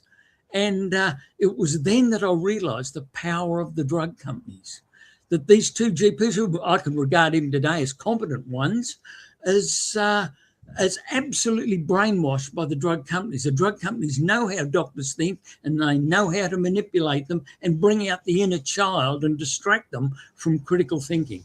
It's really dreadful. But basically, the big pharma companies now are primarily, basically marketing companies. That's right. It's all about That's marketing. It's all about relationships. It's all about making sure doctors, you know, because I've seen the stuff coming from America. A doctor can make $1 million if he vaccinates enough children in a year. Yes, he could. Yeah. That's a lot Terrible. of money. I mean, that's right. A lot of money for manipulating and messing with children's health. Yeah. And knowing that if he stopped like that, I know the High Wire, they found that doctor who proved that unvaccinated children were healthier, and he wouldn't publish the study. We've got him on record saying that on camera. He wouldn't publish the study because he'd be finished. That's right. They'd just knock him down. They'd find an excuse. They'd set up a honey trap or do something like that to catch him. Yeah. Yeah. And so, and this is why there's an incentive to even, like, basically these strange suicides we see, the incentive is all money and greed. So when we come back to it, you have this thing, you have all these sayings, but you come back to some really core sayings that greed is one of the main problems of humanity. That's right. It's easy to subvert people, especially when a doctor has gotten himself into a lot of commitments and has to pay for schools, etc. When Big Pharma offers a bit extra, and the doctor thinks, well, that pharma, that company had some good products, I may as well take it. There should be nothing wrong with it. He innocently falls into the trap, and then step by step, as he gets into more corrupt ways of thinking, as he gets older, he gets divorced from the original research done, and he just follows a way of life which other GPs or other specialists get caught in, and they don't see that they've been lured into severe error. Yeah, I got a perfect story about that. I'm not going to tell you the doctor's name, but I was in a country town, and this doctor had been the major pusher of all vaccines. But when COVID came along, he was it. He was getting it into the schools. He got all the kids vaccinated in all the schools. The anti-vaxxers in the community couldn't stand him. But he changed. I went and had a conversation with him because he did come across. But I went in to see him. I happened to be in the town and just chat to him. He wouldn't do a video or a video interview. Wouldn't do an audio interview. We just had a discussion. And I saw his face. He said, this is a farming community. And he's watched all these young men who used to be incredibly fit out there working on these cattle stations, coming in like geriatric cripples, literally just able, because of myocarditis, to get into the thing and sit there. And he'd done it. And he hadn't done it on purpose. He didn't want to hurt these guys at all, but he believed. And you saw this. And the thing is, he'd built up a great surgery. He was well known in the town. He was well respected, making good money. So he'd got his family, you know, he'd become wealthy. He was well respected, all these things on his side. And yet here he has all these young men coming in that he's contributed to their slow death. Decline. That's right. That must be devastating to a doctor who believes they're doing right. So that's why I'm saying I don't think saying, oh, doctors are bad. I don't believe that. I don't believe people. I even in these corporations, I don't believe people are bad. But the corporation itself is a psychopathic organism that That's just has right. to make money no matter It's what. worse than the individuals who are in it. That's right. Yeah, I draw the exception for people like Jeffrey Epstein, some of the people right at the top, but the others become Oh, ignorant. yeah. No. There's people at the top that know. There's without a doubt there's evil people. Without a doubt, there's evil people. Yeah. We see it everywhere. But I think the vast majority of people are not. I just gotta. But then you maybe through doctors met it. I just believe but we get caught in this system that is quickly becoming, I would say, a society which is not nurturing for the human soul. That's Humans right. need to speak. Humans need to dance and sing and laugh and love and have kids and enjoy their kids and work to support their kids. But they need to live in that and be alive. And we've got to a stage now in this country, we're sitting on all this mineral wealth. And as this young man who came to my house said, him and his wife are working 2 jobs. They're both working. The kids in daycare, probably getting indoctrinated, and she wants another child, but they simply can't support it because all they're doing is surviving, and yet they're sitting on a golf club. And we've got here through either incompetence or in reality, this is corporate driven. This is we're exactly where the corporations want us to be. And it's only now as human beings, the both of us, that we're going, where we're here. This is taking us into darkness. So it can be fixed, It can be, but it's very difficult. I mean, the COVID's been on for 6 years now. Yeah. And it's very easy to hoodwink people, like people in Israel. They say the Jewish population in Israel is 90% for exterminating the Palestinians and flattening Iran. I mean, there are many Jewish people who are dead against Zionism. They've seen the corruption of it, and they see that it will basically destroy civilization, because so many of the people who are CEOs of big pharma companies like Pfizer, Albert Bourla, who's Jewish and a Zionist. But it must be remembered that Zionism wasn't, political Zionism as we have it today, was not invented by Jews. It was invented by the Anglican Church in 1840. And that the first lot of public money given to the Zionist movement was in 1861 from Melbourne, here in Australia. And people are not aware of that. Yes, from Melbourne, Australia. And I'll give you the reference. It comes from Moses Hess's book. Moses Hess was a German Jew who'd been to England, learned about Zionism and brought it to Germany. He educated Friedrich Engels in what we call the principles of communism. But in 1870, he wrote a book called Rome and Jerusalem. And you can get it online. You can get the English or the original German. They say the same thing. And you look at the very end of the book in note 10. It writes it in Roman numerals, note X. And he mentions there that associated with Melbourne University, the first lot of public money has been given to the Zionist movement. And Moses Hess's book was published in Germany in 1870, and Theodor Herzl, who's meant to be the founder of Zionism, read this book in 1875, and it converted him to the Zionist ideology. And so he was the one who Zionist ideology at its core. What's it trying to achieve? The Zionist ideology basically works through Christianity, things like the Schofield Bible, and it claims that the promise of Christians, when they believe in Jesus, the promise of Christians also has a separate promise from the Old Testament given to Jews. And with the Schofield Bible and all its footnotes, it says that Judaism allows for a special right for Jews to take over the Middle East for themselves. And thus you have many Christian Zionists saying that Jesus will return when the Jews control the Middle East. And that's why they ended up supporting Zionism, and why you had the Balfour Declaration, where Balfour, who was a politician, promised Lord Rothschild that once the British got control of Palestine, they would hand it over to Jewish colonists.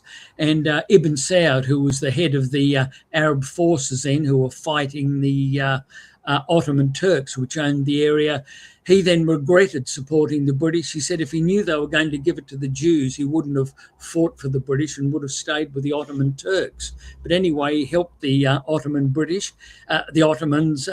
fight the Ottomans. But it's very important to remember that the main army force used by the British to take Palestine were the Australian Light Horse. And so Australia was disproportionately involved in the seizure of Palestine from the Ottomans. So Australia is very deeply involved in Zionism, even though many of our awake people would like to have nothing to do with it and like to pretend that it's some faraway country in which these faraway problems are occurring.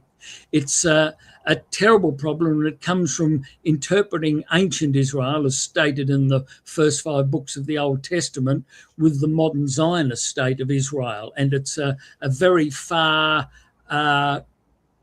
series of arguments to connect the Israelites of old, of 1000 BC, with the present day state of Israel, because most of the Palestinians have been shown to be related to more ancient peoples there, and that the whole of Palestine's gone through complicated transformations. The people, when they were originally Jewish, and according to the Old Testament story, they exterminated all the earlier people, the Canaanites. But these Palestinians, when Christianity came about, many of them converted to Christianity. And after Islam came along about 650 AD, many of these Christians eventually converted to Islam, since in Islam, Jesus is regarded as a prophet and is very highly regarded. So it was very easy for Christians to convert to Islam, because if they did, the amount of tax they had to pay was lowered, since Islamic believers in an Islamic country are charged lower tax than non-Islamic people. But whereas the Jews were always how people would confirm what there would be an incentive to change, you know what I mean? There was that the incentive was only for Christians to have their tax lowered. The Islamic rulers did not encourage conversion, because they wanted the Christians and Jews to be obedient slaves who always paid a good tax benefit. That's why Islam didn't push the idea of conversion then. Can I put another theory to you? This is only a theory. This is only from my observations on the road, and I was in Melbourne, and some of them come after time. So I don't know if it's true, but so you remember the Grenville disaster where the bridge fell on the train? Oh, yes, very well. That was at Lidcombe Hospital. I was there when it happened. Mm. Really? Oh, yeah. So you were one of the doctors? No, I wasn't. I was a medical student, and they had an emergency rescue group at Lidcombe, and they had the misfortune. It happened at the time when the doctor was at a conference and he couldn't get there, and they were the last rescue group to arrive at Granville, even though it was only about 8 kilometres away. It's a terrible mess. It was part of the mess that. Yeah, in that time, and every disaster since, I've always seen our leaders, you know, whether American leaders, English leaders, or Australian leaders, in times of disaster, they always refer to God. Let's keep the families of the victims in our prayers, is one thing they generally say. When COVID came, as far as I remember, none of the messaging from the government mentioned God. And the churches were all closed, and the vaccination centres were open. And the new mass happened every morning, and I'm sorry to all those who've heard this. It's the new mass would be in the morning, and they would stand up and they would go, "We lost an 84-year-old to COVID. We lost a 96-year-old. We lost a 101-year-old." I heard them say that one day, a 101-year-old. What they're really saying in the subtext of the messaging, this is only my theory, was that God has decided to enact his wrath, his revenge, whatever. You know, it's a wrath. It is a pandemic. We can't control. It's coming to wipe loads of us out. But it's okay, because the God of science has created a defense from the wrath of God. And the churches are all closed, But the vaccination centres are all open, safe and effective. Protect your family. Protect your family not from COVID. Protect your family from the wrath of God. And so what people did was they made a theological decision to take it. And that's Mm, why they can't debate it. You can't debate religion. If a Jehovah yeah, Witness turns up at the door, good luck trying to talk them out of it. You that's can't do right. it. Mm, And this is like with COVID now and the woke agenda and everything else. They're pushing created religions, manufactured religions upon us, and maybe all religions manufactured religions upon us that you can't question. that's right. I'm just wondering what you think of it, whether you think I'm bonkers or this. It's No, just my observation of watching it. you're absolutely right, because this sort of manipulation is exactly the way that religion acts when they want people to obey a particular agenda. And the leaders want to invent this new religion in order to control us. If you look back to the history of religion, whether Christianity, Islam, Judaism, Hinduism, Confucianism, there were certain social conditions that the rich wanted to use to stabilize the society so that they could continue to rule. But the various problems facing the different people, whether it was the people in Palestine in about 500 BC, the people of Rome in 0 AD, or the people in Arabia about 600 AD, these conditions were different. So you ended up in differences in religion. You only need a very slight familiarity with Islam to see that most of it is based on Christianity, but has a simplified theology. So it's fairly easy to understand. Whereas many of the complexities with Christianity are very hard to understand. And often people have wondered why the religion teaches what it does. But with this COVID, yes, the conditions that are occurring with these viruses, they want people to believe a load of bullshit that is basically contrary to proper medicine. You have people like very senior people like Bill Gates talking about a universal vaccination. There is no such thing. And also the vaccinations for everyone. I have an article here, Baxter and Hodgkin, an Australian article that says that even identical twins given injections or vaccines respond differently. There is too much uncertainty and disorder in injecting people with all this muck. No wonder everybody's got autoimmune disease, and they keep increasing the vaccine schedules.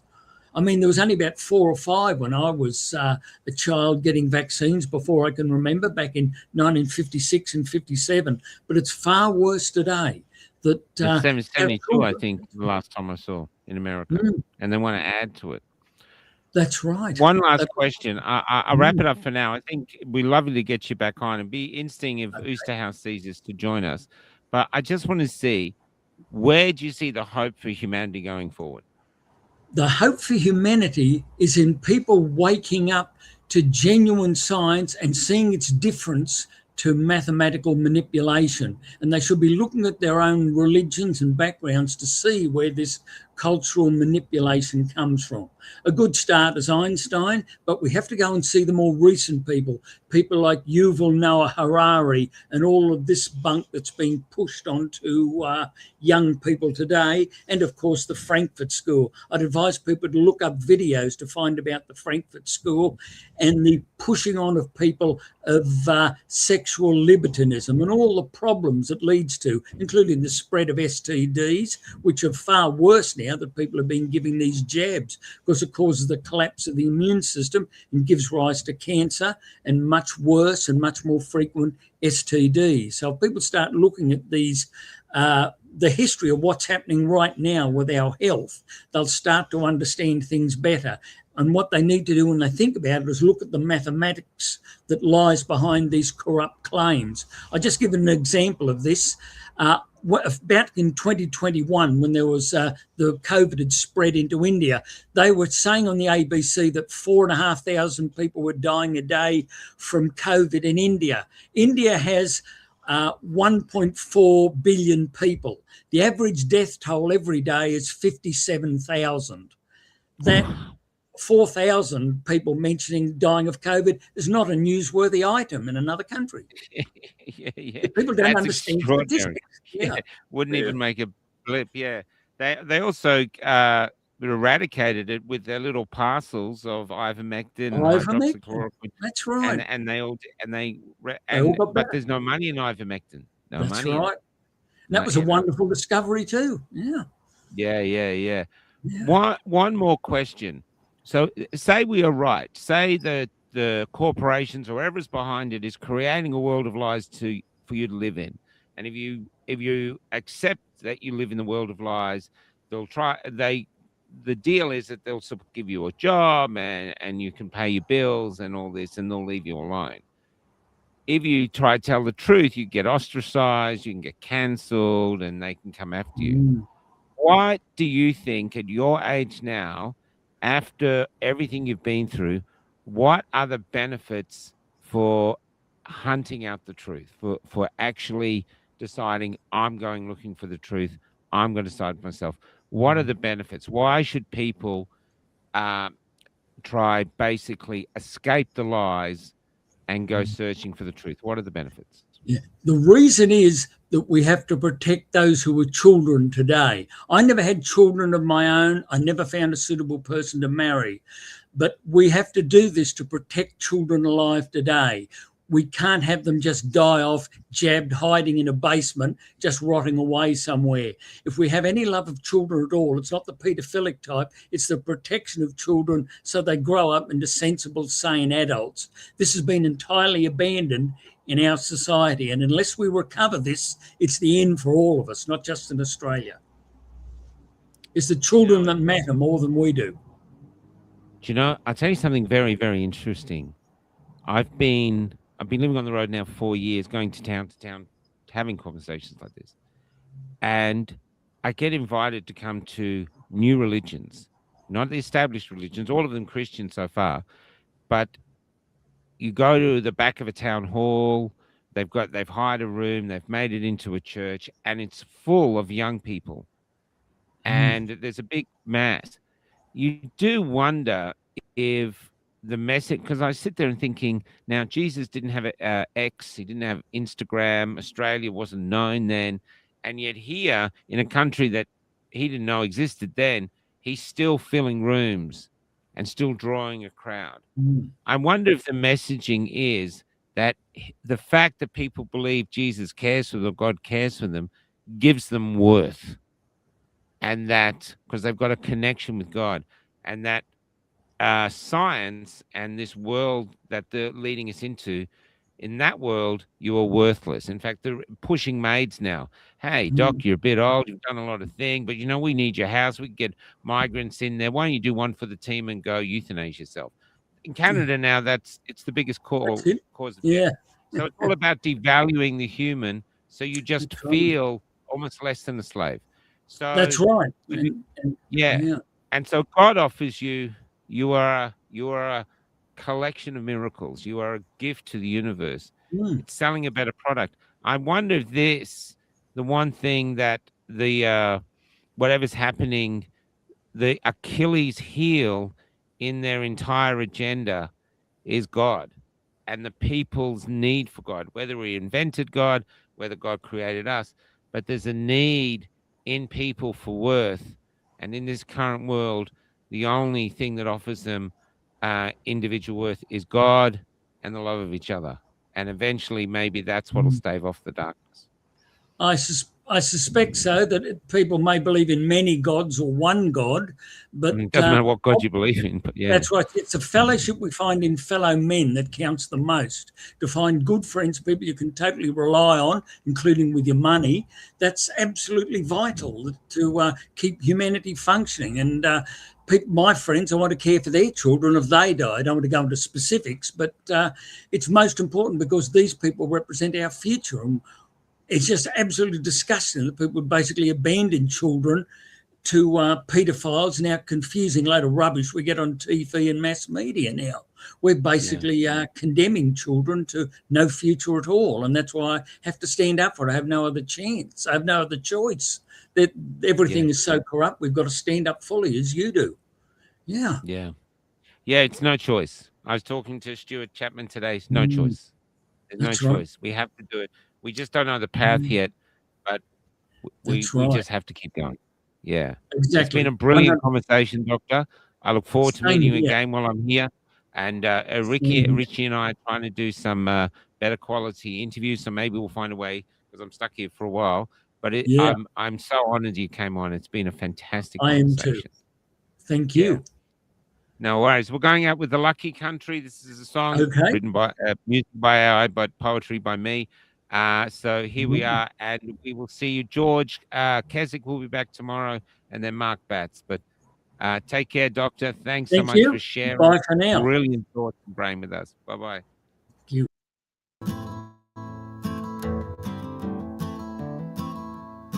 When I met Jesus Christ, he was almost 10 years old, and he was helping his mother push a trolley full of all they owned. And because they couldn't find an inn they could get in, they were heading to the city and leaving Bethlehem. Couldn't you perform a miracle? I'm out of them, he said. I tried turning nothing into warmth, but it just made my mother cry. It just made my mother cry. Mary Magdalene has become a man, and tonight he's old, and she has been riding my tram. Now it's late and she's trying to sleep beneath a poster for a bank. Your dreams are important to us as it bathes her face in gold. Come give us your natural gifts, we make a wealth from toil. Come pretend for history's page, we're advancing Australia fair. Let's pretend that we're all advancing Australia fair.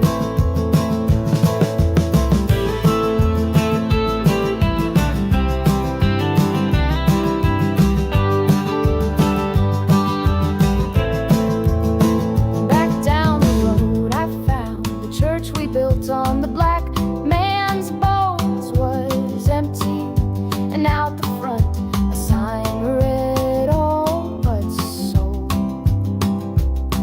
A sign read all but sold. And we all owe so much money, but to whom we're not quite sure. So head down